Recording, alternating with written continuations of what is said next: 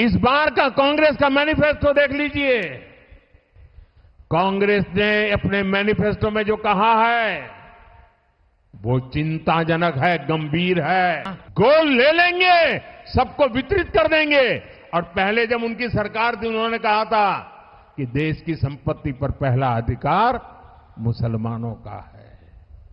इसका मतलब ये संपत्ति इकट्ठी करके किसको बांटेंगे? जिनके ज्यादा बच्चे हैं उनको बांटेंगे। Following Prime Minister Narendra Modi's comments on redistribution of wealth targeting the Congress during an election rally in Rajasthan Banswara, several opposition leaders have responded very strongly. All India Majlis-e-Ittihadul Muslimin President Asaduddin Owaisi took to social media to criticize Modi's remarks. Owaisi accused Modi of consistently targeting Muslims for electoral gains and highlighted the growing economic inequality under Modi's rule, where a small fraction of the population controlled a significant portion of the country's wealth. To quote what he said, Modi today called Muslims infiltrators and people with many children. Since 2002 till this day, only Modi guarantee has been to abuse Muslims and get votes. If one is talking about the country's wealth, one should know that under Modi's rule, the first right to India's wealth has been on his wealthy friends. Congress President Mallikarjun Kharge condemned Modi's speech, asserting that Modi has demeaned the office of the Prime Minister like no other in Indian history. Kharge accused Modi of resorting to hate speech to deflect attention from real issues, echoing allegations of falsehoods and diversionary tactics often associated with the Sangh and the BJP. Rahul Gandhi, prominent Congress leader, expressed disappointment with Modi's speech, claiming that Modi's desperation was evident as the first phase of voting did not go as expected for his party.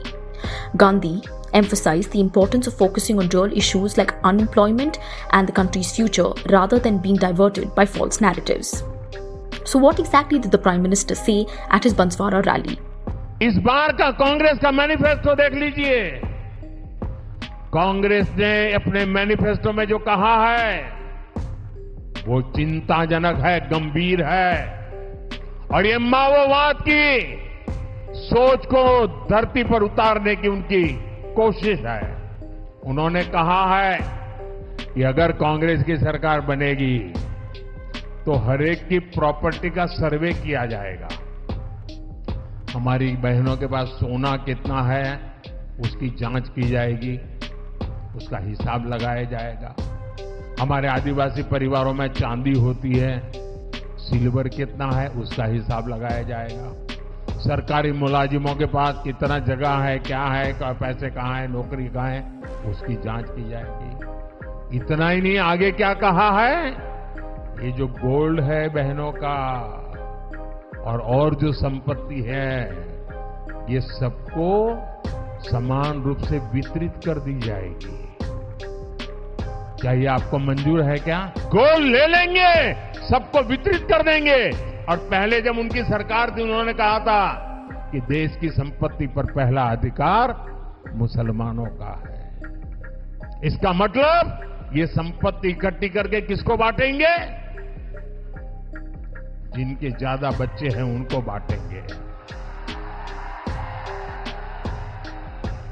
घुसपैठियों को बांटेंगे। क्या आपकी मेहनत की कमाई का पैसा घुसपैठियों को दिया जाएगा? आपको मंजूर है? ये कांग्रेस का मैनिफेस्टो कह रहा है कि वो माताओं बहनों का सोने का हिसाब करेंगे, उसकी जड़ती करेंगे, जानकारी लेंगे और फिर उस संपत्ति को बांट देंगे। Modi's remarks at the rally suggested that the Congress manifesto implied redistribution of wealth, particularly among Muslims and those with more children. He accused the Congress of advocating for the transfer of wealth to infiltrators and even suggested a threat to personal belongings like Mangal Sutra under the Congress government. In response, the Congress clarified that its manifesto does not advocate for redistribution, but rather supports a comprehensive socio-economic caste census to address inequities. The party emphasized its commitment to equality and justice for all Indians. Keep watching India Today So South for more such stories.